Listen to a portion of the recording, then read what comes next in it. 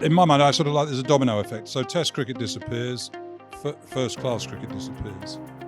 So playing cricket in whites with the red ball disappears. It then becomes limited over cricket. Everybody's questioning the future of 50-over games. So does cricket just become a 2020 game?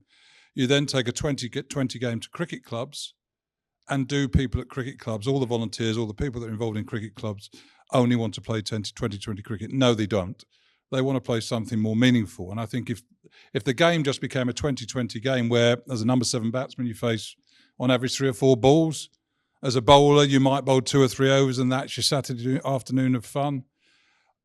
I don't think people want to go that, and therefore I think people will go away from cricket, and I think clubs will disappear and the volunteers will disappear. So the game needs to look after Test cricket because of the sort of how the dominoes, I think, will fall down that line. So it's going to be different. It's going to be a slightly more boutique-y sport. 5 Test series only played between a few countries, and 3 Test series. But well, Nasser probably understands more about the finances of it all, and how we need to try and make Test cricket more financially secure. But it is competing against a form of the game now where there's a lot of money involved. You've got a silly situation where people are getting paid the most for the form of the game they probably care least about, and sort of not playing the matches that they want to play most, which is probably for their country. That answer was longer than one of my innings, to be honest. So, listen, listen. Of course, it's a concern because less and less countries are playing right at the top level. They're losing a lot of their players to franchise cricket.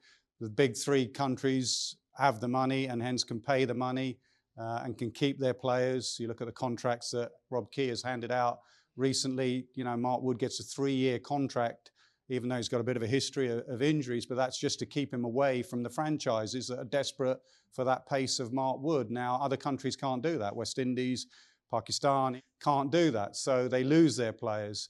So it is a concern, and it's a concern because it is the best format, and it's not just people of a certain age saying that. My boy, aged 18, would not come to a Test match. He'd find it dull. But the last 2 years, maybe because of McCullum and Stokes and Bazball, is desperate to get Test match tickets, however expensive they are.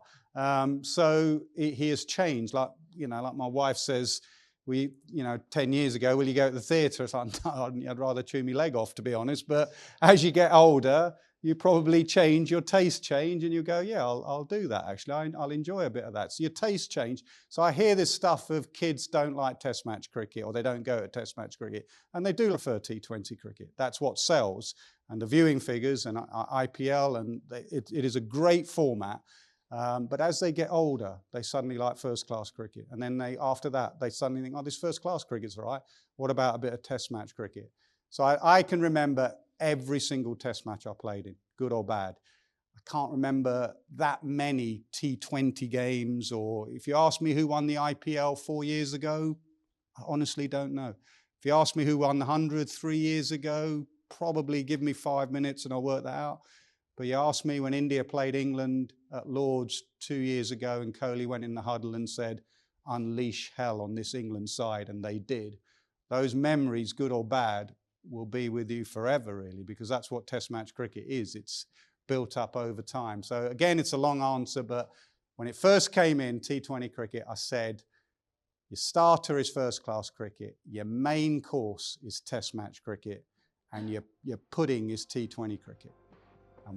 We all know if you have too much pudding, you're going to be in a bit of trouble. So just keep that Test match. All of us have to try and keep Test match cricket going. It may not be the most financially viable, it may take a lot of time, but it is the best format.